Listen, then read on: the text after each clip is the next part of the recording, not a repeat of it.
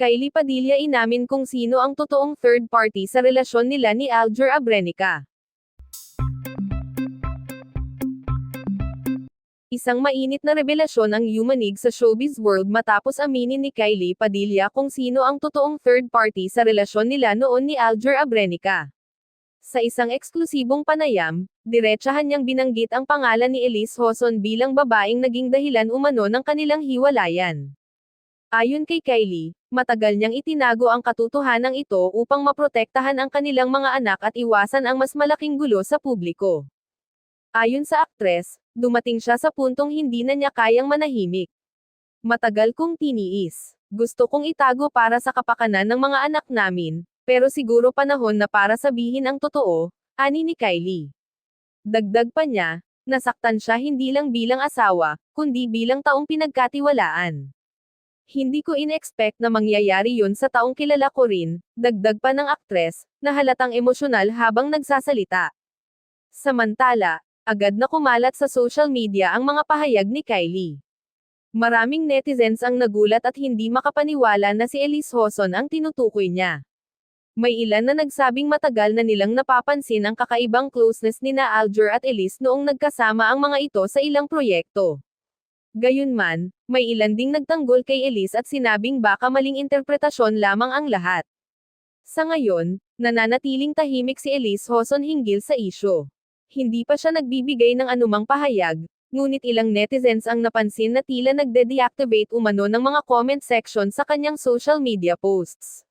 Marami ang nagtatanong kung totoo nga ba ang akusasyon ni Kylie o bahagi lamang ito ng isang matagal nang hindi natatapos na alitan sa pagitan ng dating mag-asawa. Ayon naman sa panig ni Aljur Abrenica, wala pa rin siyang inilalabas na opisyal na reaksyon. Gayunpaman, ilang malalapit sa aktor ang nagsabing matagal nang tapos ang isyong ito sa kanyang panig at ayaw na raw niyang balikan ang nakaraan. Tahimik na ang buhay ni Aljur ngayon. Hindi niya gusto ng gulo, ayon sa source na malapit sa aktor. Sa kabila ng lahat, hiniling ni Kylie sa publiko na huwag magpadala agad sa mga haka-haka at sa halip ay pagtuunan ng pansin ang aral ng nangyari. Hindi ko ito sinabi para suran ang kahit sino. Gusto ko lang maging totoo at tuluyang makalaya, sabi ni Kylie. Samantala, patuloy namang hinihintay ng publiko ang magiging tugon ni Elise Hoson sa kontrobersyang muling gumising sa isyong akala ng lahat ay matagal nang natapos.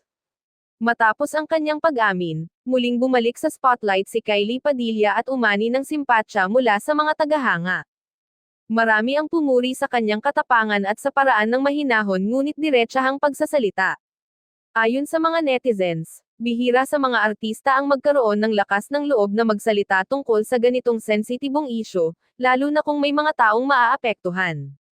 Hindi siya naglabas ng sama ng loob, nagsalita lang siya ng totoo, at yun ang pinakamatapang na bagay, ayon sa isang taga-suporta sa social media. Samantala, ilang showbiz insiders naman ang nagsabing posibleng hindi pa rito nagtatapos ang isyu dahil may mga karagdagang detalye pa raw na lalabas sa mga susunod na araw. May mga ulat na lumabas na posibleng magsalita rin si Elise Hoson upang ipagtanggol ang kanyang pangalan. Hanggang ngayon, nananatiling mainit na usapan sa entertainment circles ang revelasyong ito, na muling nagpapaalala kung gaano kahirap mapanatili ang pribadong buhay sa ilalim ng ilaw ng showbiz.